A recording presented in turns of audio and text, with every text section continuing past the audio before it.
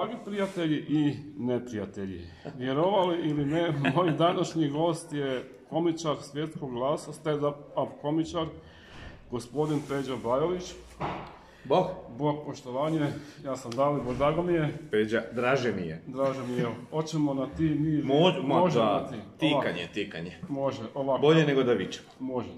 Ja vam se prije svega zahvaljujem kad ste izdvojili vrijeme za moj podcast, jer vjerujem da ste u gužvi da nas je predstava u Koprivnici, u Domu mladih. Pa, zato sam i tu. Dragi ste mi, ali da baš potegnem da Koprivnica radi ovoga... Možda i bi. Možda i bi. Ovdje nikog nema. Trenutno ne. Za sad ne. A jeste za večeras došli? Pa da, ali nemamo kartu. Pa neće biti tolika gužva, tako da možete doći malo kasnije. Pa nema kartu. Pa će se prodavati. To ja ne znam. Ne znam. To ja ne znam. Da.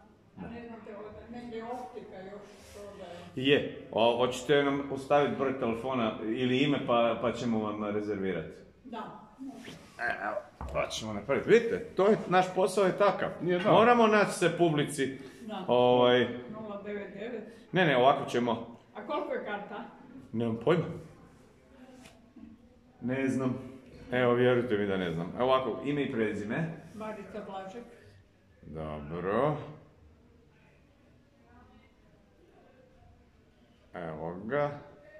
I onda ćemo 099 401 401 04 04 05.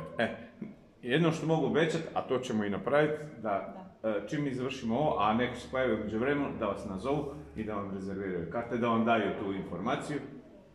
Da. Može? Može. Hvala vam lijepa. Nema na čemu. Molim? Nema na čemu. Dobrodošli. Hvala. Doviđenja. Ljenja. I da ja samo zatvorim vrata da ne bi... Vaš. Da ne bi još neko... Evo, to je tako, dešavaju se takve situacije, no dobro, naravno. Da mi nastavimo ovoga gdje smo stali. Moje prvo pitanje bi bilo, ko je bio okidač da ste se počeli baviti stand-up komedijom?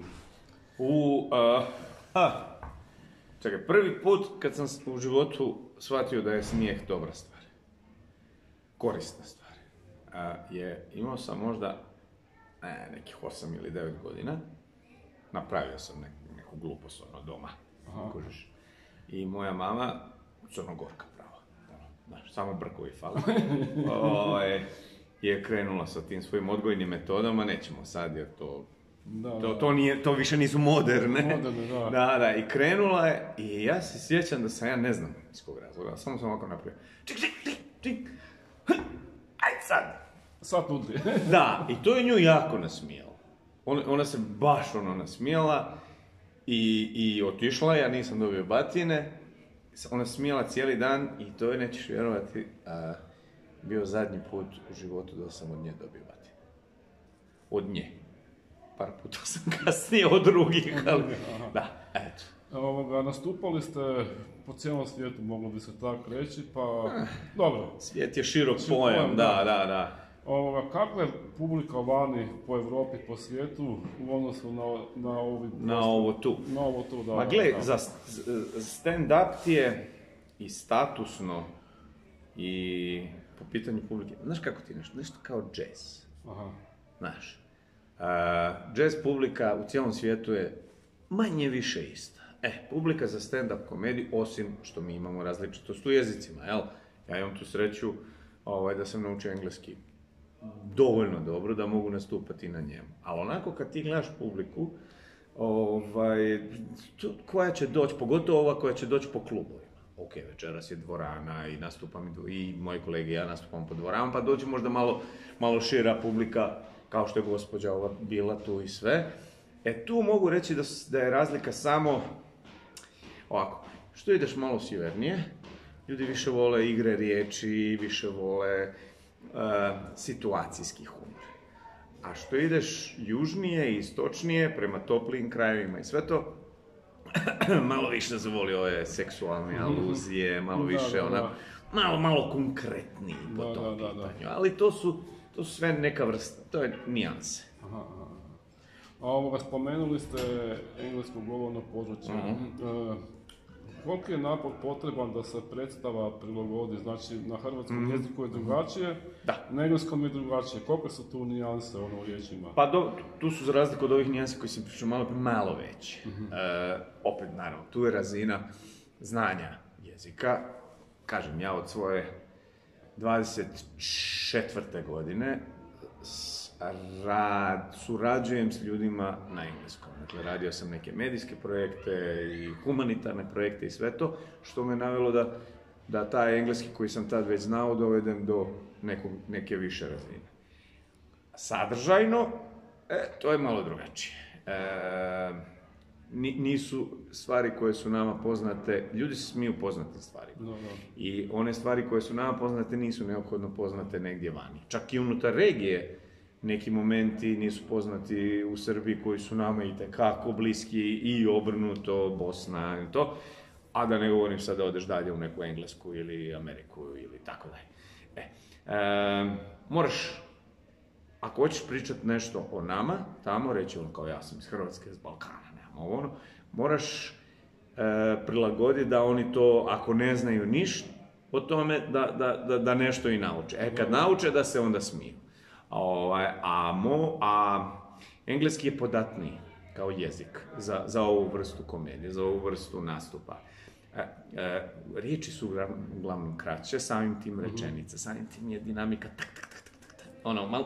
malo je dinamični, a opet s druge strane, bez obzira koliko ja ga dobro govorim, ja sam ipak malo sporiji u engleskom nego u našem jeziku, tako da to dođe negdje onako na slično. Slično.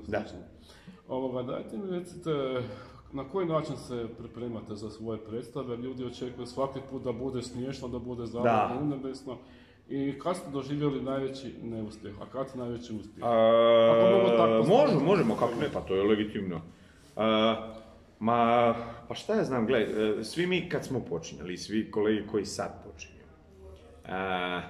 kreneš sa kraćim setovima, naših 5 minuta, pa 10 minuta, pa 20, pa pol sata, pa sat, kad ti napraviš jedan program, to je sadržaj, nije to predstava. Dakle, u stand-upu ti imaš strukturu.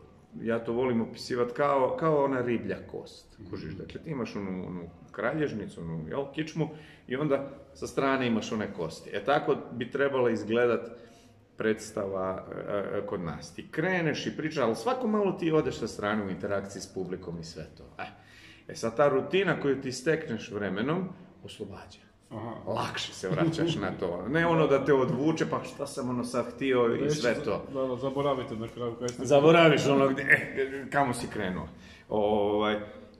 I to je ta priprema. Priprema je u stvari da znaš gdje ćeš početi i gdje ćeš da prostiš svršiti, a sve između je onako amorfno nešto, vidjet ćemo kako i sve to, jer za razliku od drugih komedija, u stand-upu interakcija legitimna, čak onako rekao bi poželjna, i neke kolege su puno više skloni tome. Mladi kolega Vinčić, recimo, on će sat vremena samo razgovarati s publikom, a opet ima nekih kolega koji su super, duhoviti su, odlično to rade, a nešto im nije baš da bi sad, ako neko nešto dobaci ili ako imaju neko pitanje, onda ide u tom pravcu. Ovako baš i ne. A da li se desila situacija da ste pričali i sad ljudima nije bilo zanimljivo, ili ste zaboravili kaj ste to reći, da li ste se uspjeli snaći? Je to problem se snaći u toj sekundi? Pa, to je odgovor na koji sam trebao dati u prošlom pitanju. Pa ne, bude onako, pogotovo kad radiš neke novije fore. Onako nešto što ćeš recimo prvi put pokušati izbaciti pred publiku i zrikavci. Ništa. Tišina. A ti misliš, složio si najbolju foru o kojoj će se pred generacijama prepričavati. Ništa, publika onako te gleda to. Onda ideš dalje i to je to do prvog sljedećeg smijeha. Već sljedeća 2 smijeha poništavaju. Zaboravi publika. Zaboravi publika, sve to. A apropo tog, da si ti mislio da će biti dobro, a ne bude dobro. On zajebo si se malo. Zajebo si se, ali znaš šta je fora? Nekad bubneš neku foru, onako u tom trenutku ti je nešto palno i... Urnebes. Oni padaju, oni tu, tu, recimo, se meni dogodilo, prisjećam se, da bi do kraja predstave zaboravio koja je bila to fora. Znaš, i onda međuvremeno, znaš, onako pokušavaš, ono kao, nemoj zaboraviti, ono, ideš sa svojom, nemoj ovu zaboraviti. Nekad je zaboraviš, nekad se sjetiš i to je to, da. Jesu te nekad gađali jajima i da li jesi kad nastupalo ono totalno pijan? Ovo drugo da, ne totalno, ali pripit i to nije dobro. Nije dobro? Ne, jednostavno nije dobro.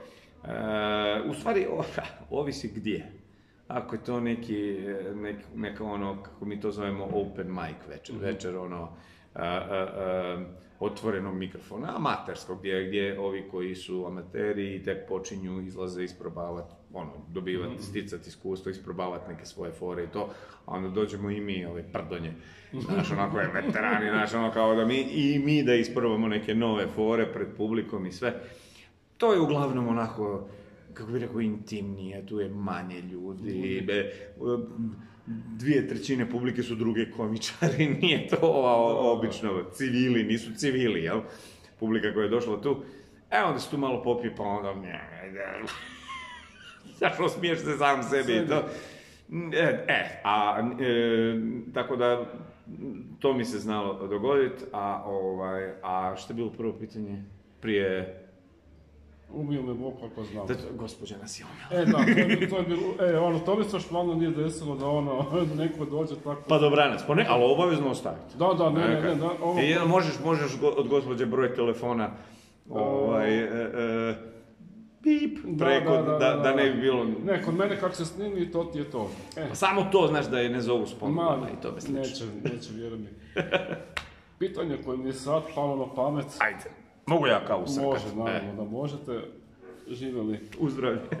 Da li u backstage-u ima grupi djevojaka kao kod bendova na koncertima? Jel ima to u stand-upu? Evo ovako. To mi je sad palo na pamet. Daću ti primjer koji sam vidio uživo. Aha, ima. Ne, slušaj. Evo ovako. Dolaze s vremena na vrijeme u Zagreb i ti komičari iz Londona ili Europe, kad su na turneji, pa dođe, evo sad recimo u ponedjeljak će jedan Talijan koji obilazi Europu, biti u Zagrebu. Aha. Bio je jedan komičar s Novog Zelanda. I on je ovako izašao na scenu i priča. Mnogi su me pitali koja je razlika između stand-up komičara i recimo rock zvijezda. Mnogi su me pitali. Dosta često sretnem to pitanje. Evo ja ću vam upravo objasniti koja je najveća razlika. Razlika između biti stand-up komičar, odličan stand-up komičar, uspješan stand-up komičar, čovjek koji nasmijava dvorane od 3000 ljudi i rock zvijezde koji je odličan, on je dobar pjevač, on tu svira po klubovima, dvoranama. Glavna razlika u tome je da ja ovu svoju ruku držim ispruženo već minutu i pol, nitko nije posegnuo za nju. To je razlika. To je razlika, da. Jer muzika, rock muzika, klasična glazba, pop, sve to, muzika je u suštini za dušu. Da. Komedija je za ovo. Za mentalu. I neki ljudi i tu taj intelekt nalaze seksi, ali ih nema puno. Oni štuju nešto pametno, inteligentno i sve to, ali nije da im se baš diže. Znaš, na to. To kad se zalomi da imaš takve žene koje više vole pametne muškarce, onda... A tako sam se i oženio na kraju krajeva. Da. Ili morali imati puno love i to je to. A sad, gledaj. Nekad se potrefi sve. Ovako, imam jednu, ne pitanje nego riječ, pa me zanima ta riječ na koju je vas asociralo. Može. Čkalja. Čkalja, čoveče. Baš sam neki dan, bio sam u Srbiji na nekoliko nastupa. Ali reci nešto smiješno, čkalja. Čkalja, da. I onako vozim autom i to i negdje na nekom od tih radija ga netko spomene. I onda se sjetim, to je u stvari za vas mlađe, koji možda i ne znate, to je, oni, Mija Aleksić, su bili preteče ovo prostornog stand-upa. Možda se tu malo kasnije pridružila i Nela Eržišnik. Nikola Simić, odnosno Pankić. Nikola Simić, on je bio glumac. Dakle, on je prvenstveno bio glumac. A recimo Čkalja je znao izaći sam na scenu. Nije to tad zvalo stand-up, niti bilo tome slično, ali je znao izaći na scenu i onda sam nasmijavati dvorane. Da. Nije, kažem, ali mi ga pamtimo iz filmova, iz nekakvih serija, iz ovoga, onoga, i to je vjerojatno prvo ime. Neko komičarsko, bilo kako, komičarsko i sve to. I da bi ja kao dotepenec u Zagreb i Hrvatsku tek ovdje čuo da postoji glagol počkaljiti. Ja nisam pojma imao. Sad je li to povezano? Ne. Počkalji ga nije ti brat, obično se tako je, jel? Evo vidiš, ja to nisam pojma imao, ja sam mislio da čkalja tek tako nešto. Da. Kaj se od onda do danas promijenilo u filmovima? Po meni su u ono vrijeme filmovi bili puno smješniji nego današnji. Ako možete malo to komentirati. Malo starija se. Kao i ja.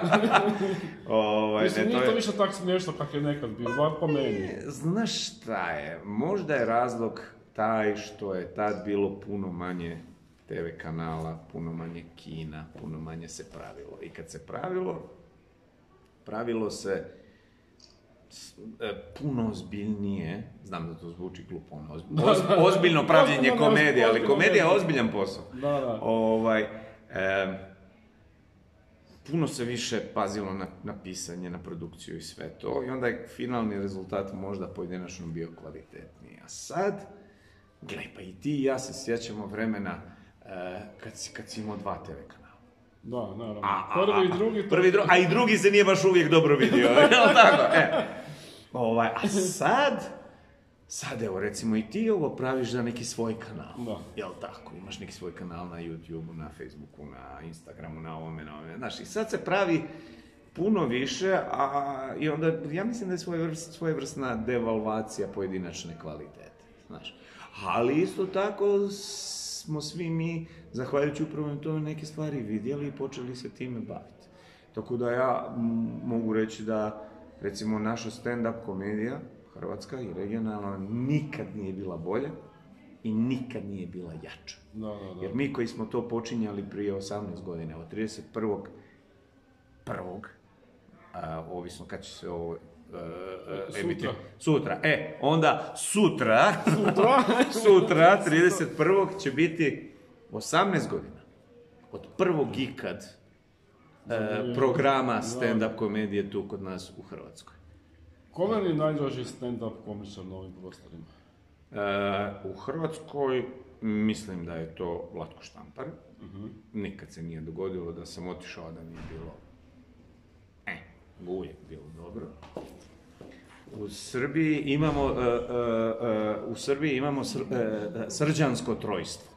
To su 3 Srđana, neš vjerovat, ali tamo očigledno da bi bio odličan komičar, možeš se zvati Srđan. Dakle, Srđan Dinčić, Srđan Olman i Srđan Jovanović. To su trojica komičara čije na bilo koji njihov nastup mi je dobro.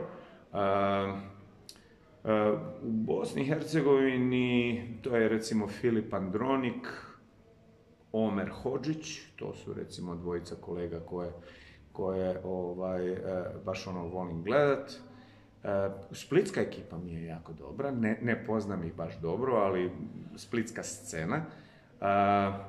To je to, u Sloveniji je to Tin Vodopivec i želim svima tu, kao ovako, isto kad sam bio nedavno u Srbiji, sam objašnjavao, slušajte bre Srbiji. Ja samo da su, trostruko slušajte. Nije samo, znaš, kao, Hrvati su ovakvi, onakvi, nemaju smisla za humor, i Hrvatima isto da kažem, znaš, komedija možda postoji. Možda crni humor, ali humor. Ma ne, postoji komedija, jako dobra, koja iz Hrvatske nasmijava i Srbe i Bosance. Između ostalog i Kerekeš teatar. Tako je, dakle, radi se jako dobro. Ima kolega iz Slovenije, dvojica njih, koje ja recimo jako volim, to su Tin Vodopivac i Perica Jerković. Odlično, i onda u Makedoniji Bojan Velevski i Saško Kocev. Jedini problem koji ja u ovom trenutku i Crnogorac, najbolji crnogorski stand-up komičar, zato što je i jedini, ali je stvarno dobar, Andrija Dabanović, je što kaskamo sa ženama. Aha. Ima ih. Te žene. Ima ih, mislim, bez njih nikaj. Ne, bez njih nije, mislim, to je baš dobro. Nažalost, to je i svjetski omjer. Da je, recimo, jedna komičarka na jedno 5-6 komičara. Malo se to sad smanjuje i to mi je drago, ali evo, i tu kod nas ne možemo reći da smo bolji od svijeta, da ih ima više. Evo, sad bi ti postavili jedno pitanje. Pokušat ću ga najbolje sročiti kaj mogu. Kaj bi pitali nekog stand-up komičara koji je mrtav, a da vam se slučajno ponovno negdje ukaže da je živ? Kaj bi pitali? Ako možete reći o kome je riječ? I kad se uopće jedno to prvi put spominje stand-up? Recimo, pa pod ovim nazivom kažu da je rodoslovac, američki komičar Lenny Bruce, koji je bio onako jedan obični nasmijavač, burleskno, vodviljni i tome slično, ali onda u jednom trenutku ga je prebacilo u onu društvenu kritiku i počeo je, za razliku od tih nekih aspiracija se ide u dvorane i to, on je počeo nastupati po klubovima tamo negdje 60. godina. Mnogima od nas je stand-up komičarima je uzor George Carlin. Američki stand-up komičar koji je umro prije 15 godina, koji je bio veliki, onako vrlo duhovit, društveni kritičar. Ne toliko satiričar, koliko baš čovjek koji je društvene pojave, između ostalih politiku kritizirao. I to je ona, kako mi zovemo, korisna komedija. To je komedija od koje nešto i naučiš. Nije samo tu da te nasmije, nego dok se smiješ da kažeš, vidiš ti tu. I recimo kad bi ga ja sreo, on je napravio veliki iskorak, kao i Lenny Bruce. On je u jednom trenutku od običnog šaljivdžije prešao u stand-up, društvene kritike. Ja bi ga samo bi ga pitao da li bi to preporučio i drugima. Jer malo njih, malo nas smo uspjeli to što je on napravio.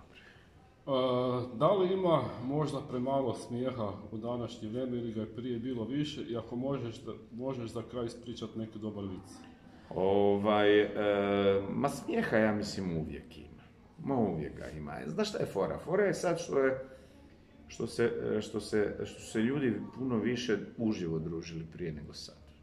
Znaš, sad je dan su ispunili mobiteli i televizija, ono što smo pričali malo prije. Ljudi su prije, imaš 2 kanala, drugi ne radi, prvi dosadan, ajmo ići negdje van. Svi su više manje dosadni, nažalost. Tako je, i to je bilo, sad opet, znaš, ima ih toliko, pa to, pa ovo, pa ljudi se nekako manje druže, pa se samim tim manje nasmijavaju između sebe.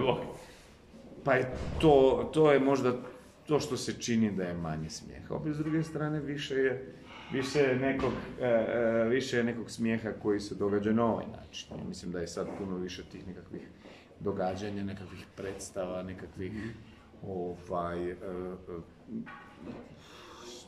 stand-upa, komedije, puno je više te neke poduzetnosti u pravcu da se nešto radi. To je komedija koja se plaća. A ja sam profesionalac. Tako da, ako želite šalu, nađite me ili uživo, tako je, ili me nađite po internetima, tamo sam pustio neke da vidite o čemu se tu radi. peđobajević.com. I još vic za kraj.